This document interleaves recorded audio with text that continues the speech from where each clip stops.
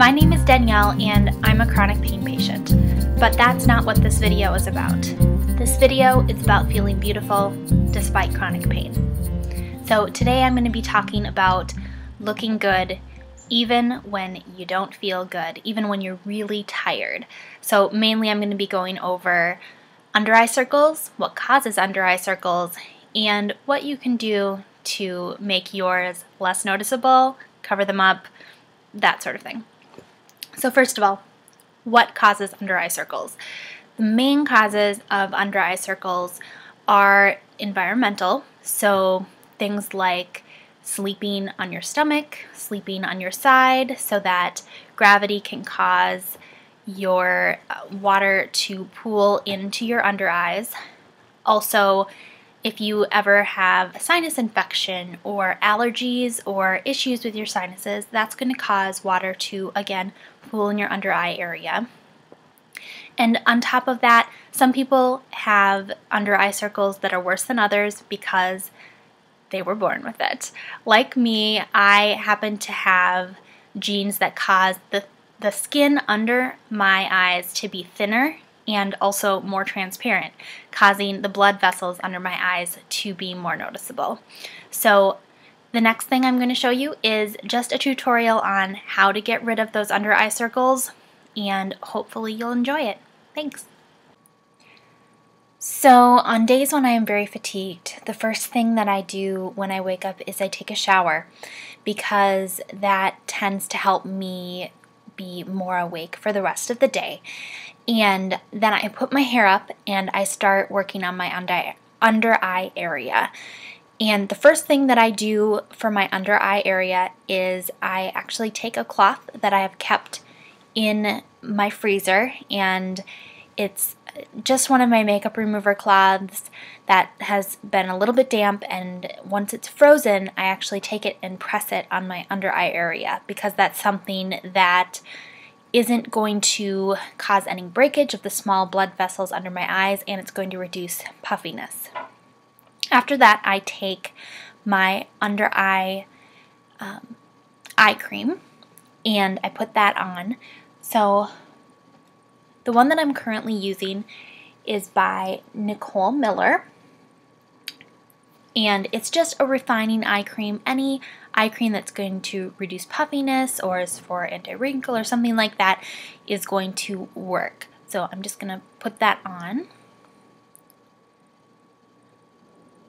And I only use a very small amount in the daytime. I put more on at night.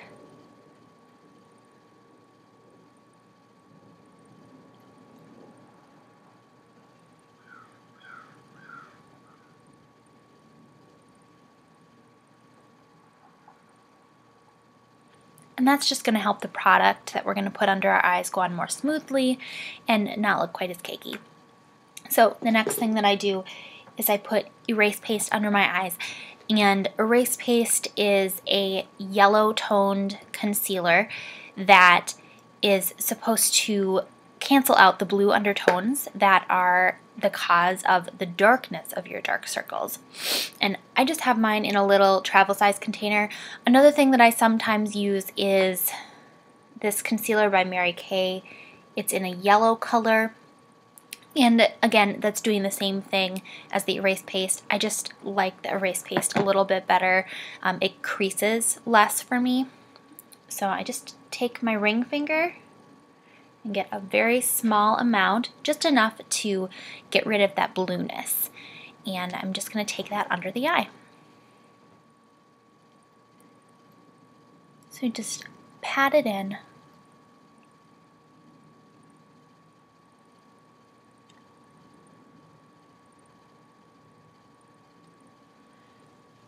As you can see, that eye is looking much less blue. So then I like to take a little bit of concealer that isn't yellow toned underneath my eye, just to make sure that I'm not leaving an area that is yellow toned or orange toned.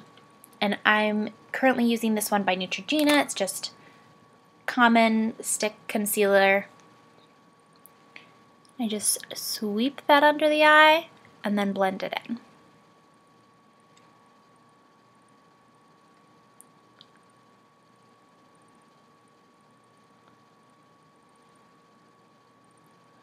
So now I'm going to finish my other eye, put on my primer and foundation, and I'll be right back.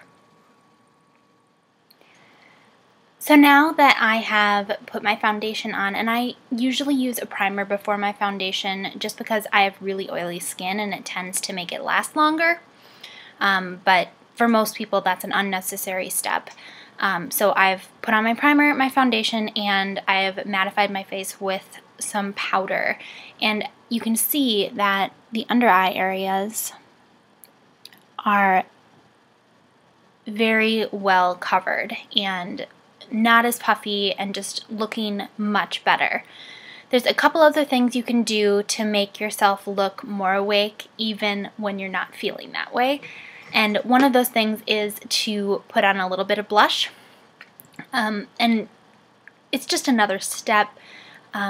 Some people have a lot of red in their face or a lot of red in their cheeks just naturally, and even when they put their foundation on, they don't need it, but personally, I do like to put a little bit of this on, especially on those days when I'm not feeling so well. So I'm using this e.l.f. contouring blush and bronzer palette, and it's just got a nice pink shade and a nice bronzing shade. I'm just going to use a little bit of this pink shade, and this particular palette is really pigmented, so you don't need very much. So I'm just going to take my, this is a Bare Essentials Flawless Face Brush. Just take a little bit of that, just barely setting it in there, just like that. And take it on the apples of my cheeks, so just smile.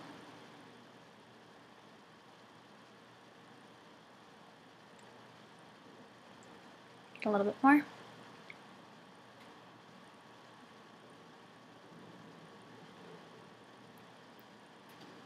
I'm going to put a little bit more on.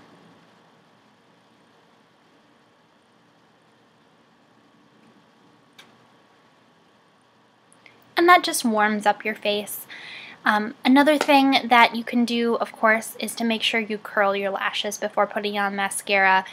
But for a day when I'm not feeling very well, really that's all I do. I'll put on some mascara and head out the door. So I'm going to do that, and I'll be right back. Okay, so now we have covered up our under eye circles. We've added a little bit of life into our face, and there's one other thing that you can do to make your eyes more open and more rested looking, and that's to take a nude or white eyeliner and actually line your waterline with it. So I'm going to use this one by Rimmel. It's called Scandalize. It's waterproof, which means it stays for a little bit longer, and it's just going to make that little bit of redness in our waterlines go away. So I'm just going to line my waterline.